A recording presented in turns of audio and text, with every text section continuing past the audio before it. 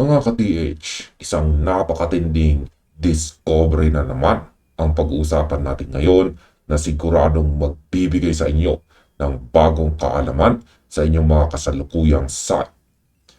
Meron tayong natanggap na napakagandang katanungan dito mula sa ating ka-TH na si Armando Ramos mula sa Tarlac. Kaya panoorin ninyo at pakinggan ng mabuti ang kanyang sitwasyon dahil baka ganito rin ang nararanasan ninyo ngayon sa inyong hinuhukay. At ang sabi ni Armando dito sa kanyang komento, "Sir, sa lalim na 3 meters o 3 metro, may nahukay kaming kahoy na 2x8. May 2 pako sa ibabaw at 3 pako sa gilid. May butas din ito sa gitna na tagusan at may 3 pang nakahigang pako sa tabi ng butas. Sir, sana ay masagot ninyo ito."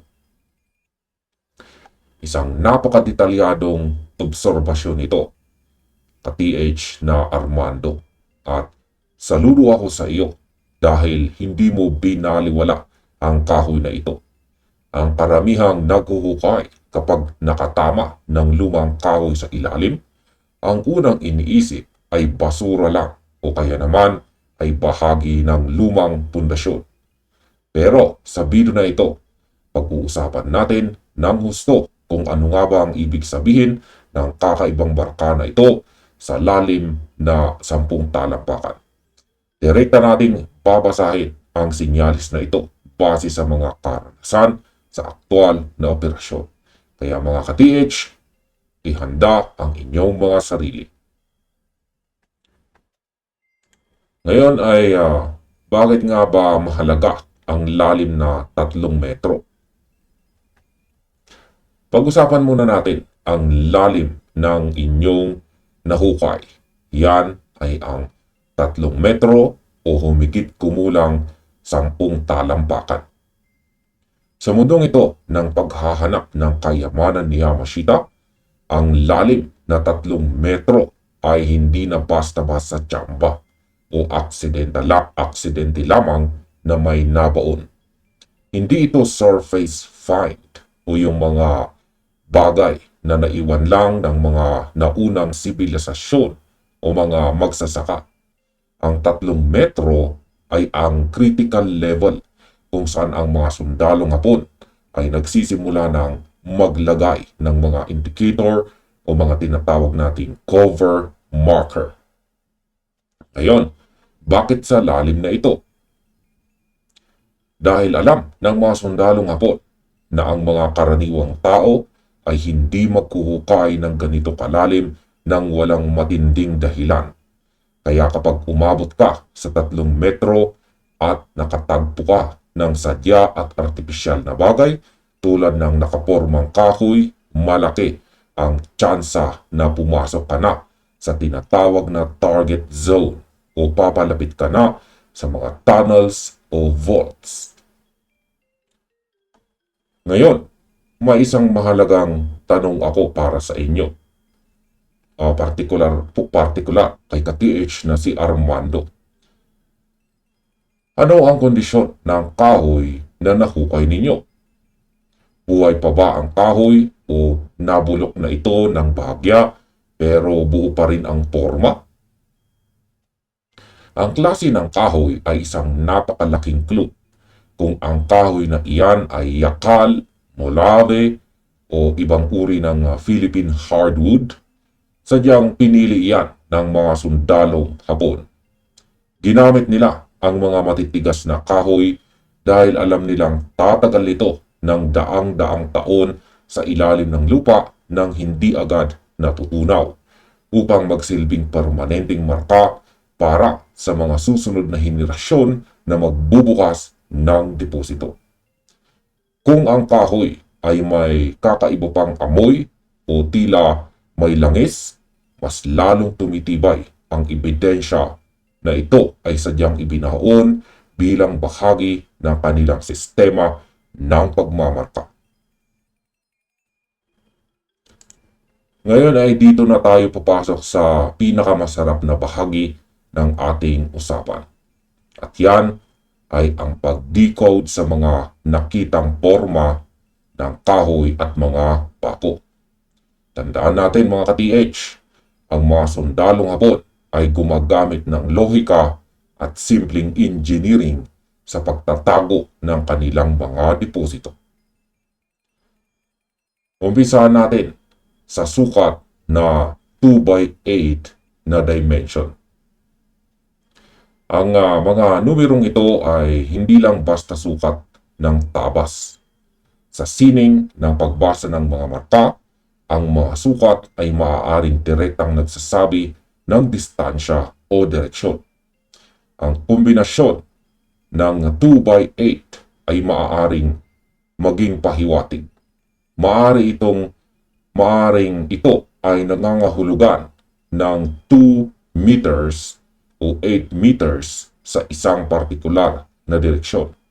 Kaya naman ay ang pagbasa rito bilang kabuuang bilang ng hakbang o dipa. Dito naman tayo sa mga pako. May 2 pako sa ibabaw, 3 pako sa gilid, at saka 3 pang nakahigang pako sa tabi ng butas. Sa aking pagbasa, ang mga pako, tinik o anumang matutulis na bagay na gawa sa bakal ay madalas na tumutukoy sa direksyon o distansya. Ang 2 pako sa ibabaw ay maaring nagsisilbing gabay sa direksyon ng iyong pag-abante. Ngayon, pansinin natin ang numerong 3. May 3 pako sa gilid at 3 nakahigang pako. Ang paulit-ulit na paglitaw ng bilang na 3 ay isang malakas na indicator. Sa system ng mga sundalong Hapon, ang 3 pako ay maaaring mangahulugan ng 3 dipa, 3 metro, o kaya naman ay 3 talampakan pa ang layo mo mula sa susunod na marka o kaya naman ay sa mismong pintuan ng deposito. Ang katotohanan na ang 3 pako sa tabi ng butas ay nakahiga ay nagpapahiwatig na ang direksyon ay hindi pababa kundi pahiga. Ibig sabihin, kailangan mong tumingin sa gilid o mag-sideway tunnel. Pag-usapan naman natin ang butas na tagusan sa gitna. Ito mga ka-TH, ang pinaka-interesting at pinaka-mahalagang bahagi na nahukay ni ka-TH Armando. Ang butas na tagusan sa gitna ng kahoy ay hindi ginawa para lang may madausan sa tali.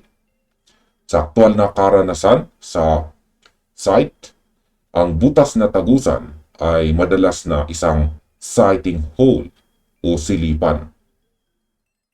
Ang mga sundalong Hapon ay napakatalino pagdating sa geometry. Madalas silang mag-iwan ng butas sa isang marka para doon ka sumilip.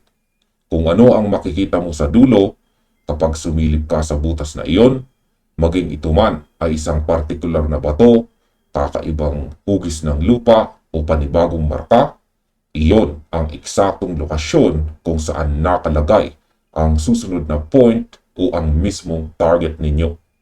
Ang butas na ito ang nagsisilbing optical guide para hindi maligaw ang sinumang magbubukas ng site. Para sa inyo, ka-TH na Armando at sa iyong mga kasamahan dyan sa Tarlac, meron tayong mga hakbang rito para na dapat ninyong gawin ngayon bago kayo magpatuloy sa pagbayo o paghukay. Una, huwag muna itong hilahin o alisin. Ito ang pinakamalaking pagkakamali ng marami. Sa sobrang excitement, hinuhugot agad ang kahoy para makapagpatuloy sa pagbaba. Huwag na huwag ninyong aalisin ang kahoy sa kanyang orihinal na posisyon. Bago ninyo galawin iyan, kumuha kayo ng kompas. Alamin ninyo kung saan nakaturo ang mahabang bahagi ng kahoy at kung saan nakaharap ang dalawang pako sa ibabaw. Idokumento ninyo ito, kuhanan ng litrato at isulat ang eksaktong anggulo o azimuth. Ang orihinal na orientation ng kahoy na iyan ang susi sa inyong direksyon.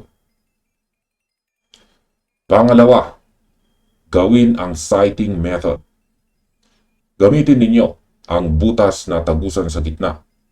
Subukang sumilip sa butas habang ang kahoy ay nasa orihinal nitong position sa lalim na 3 metro. Tingnan ninyo kung saang bahagi ng dingding ng inyong hukay ito nakaturo. May makikita ba kayong kakaibang bato sa harap nito? May iba bang kulay ng lupa na tinutumbok ang butas? Kung saan nakaturo ang silipan na iyan, doon ninyo ituon ang susunod ninyong paghukay. Malaki ang posibilidad na ang direksyon ninyo ay hindi na diretso pababa, kundi kailangan ninyong mag-sideway o gumawa ng counter tunnel patungo sa direksyon ng silipan. Pangatlo, mag-ingat sa gas at saka booby traps.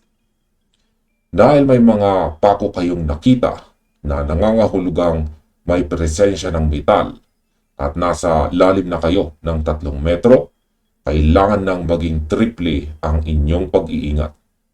Ang mga sundalong Hapon ay kilala sa paglalagay ng mga chemical traps o mga booby traps sa mga ganitong critical na level.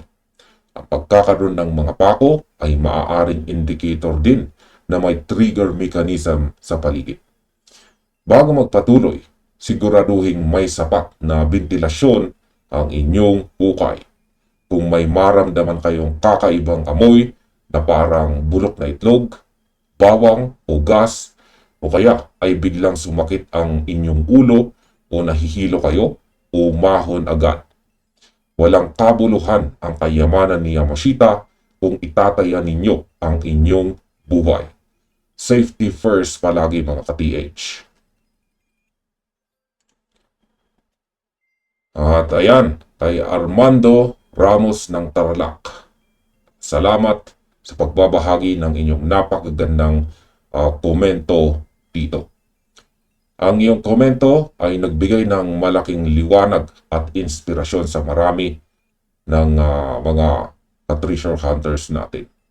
Tulad na lamang ng kahoy sa ilalim ng lupa. Kayo naman mga ka-TH, nakaranas ba kayo ng ganito sa inyong sariling mga site? May napahukay na ba sa inyo ng lumang kahoy sa lalim na 3 metro o higit pa na may mga pako at butas na din? Ano ang ginawa ninyo at saan kayo dinala ng inyong mga direksyon? Mag-comment na kayo sa ibaba. Magtulungan tayo. Magpalitan tayo ng kuro-kuro at sama-sama nating i-decode ang misteryo ng mga naiwang marka ng mga sundalong Hapon. At dito na nagtatapos ang video na ito. Maraming salamat sa panonood at happy treasure hunting sa inyong lahat.